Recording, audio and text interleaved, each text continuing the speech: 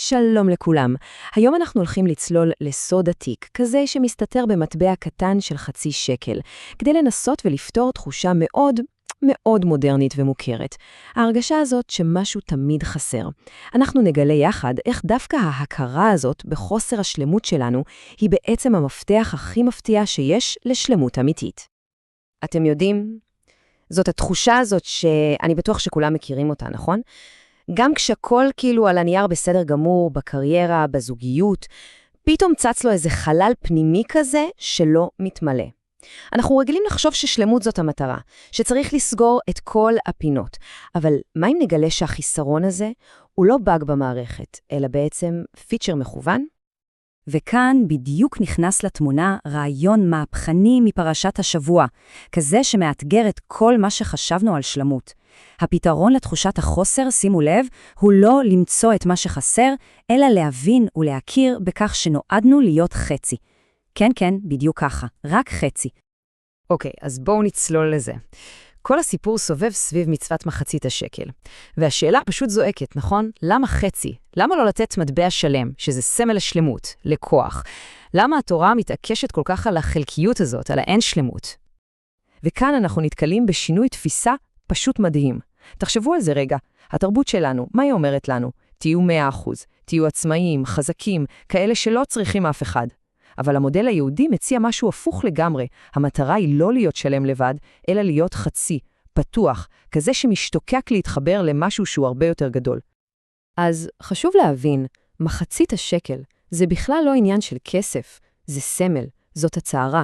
כשאדם נותן חצי מטבע, הוא בעצם אומר לעצמו ולעולם, אני לא שלם לבד, וזה בסדר. זו הכרה שחוסר השלמות שלנו הוא לא פגם שצריך לתקן, אלא המהות שלנו, ויש לו מטרה. וזה, חברים, לב העניין. החלל הזה שאנחנו מרגישים הוא לא איזה בור שצריך למלא בעוד הצלחות או בעוד דברים חומריים, לא. המקום הזה הוא תוכנן מראש. הוא המקום הפנוי ששמור במיוחד עבור החיבור האלוהי.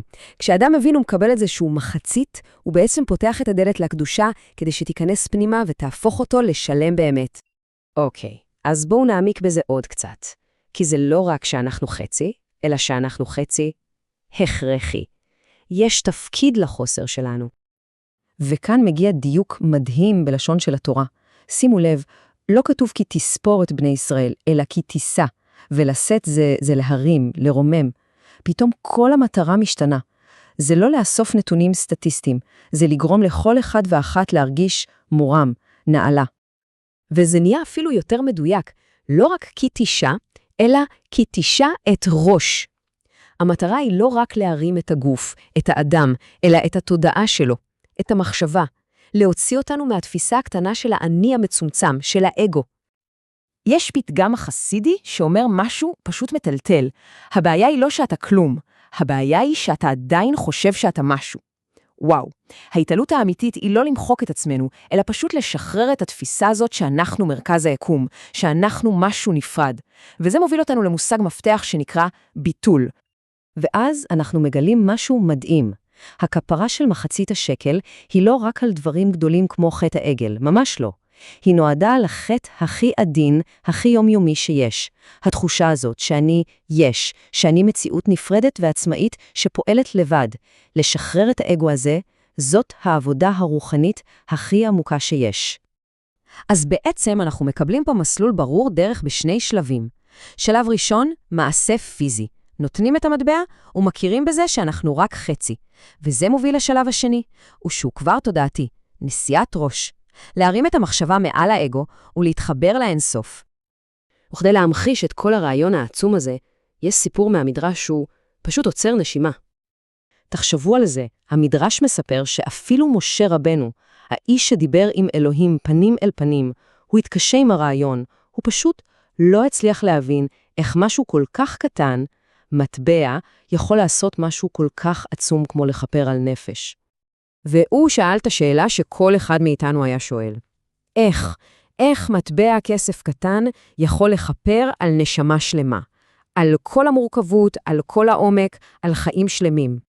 והתשובה שהוא קיבל לא הייתה הסבר, לא הייתה עוד תיאוריה.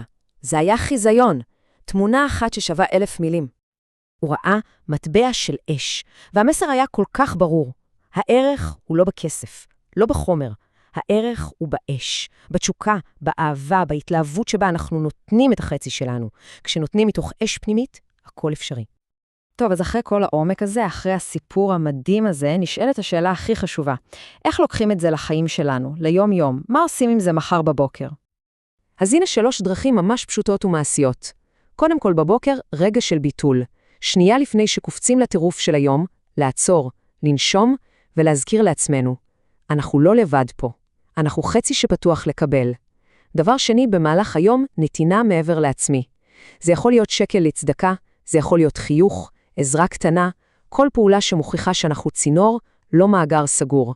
והדבר השלישי, לחפר על האני. פשוט לשאול את עצמנו, איך אני יכול היום להרים את הראש שלי? איך היום הזה יכול להיות קצת יותר גדול מהצרכים האישיים שלי?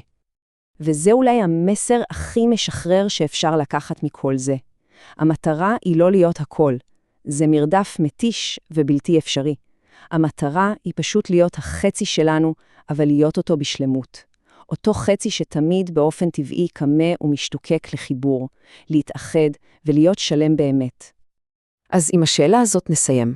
איזה חצי ייחודי שלכם תבחרו להציע היום לעולם כדי ליצור שלמות קצת יותר גדולה?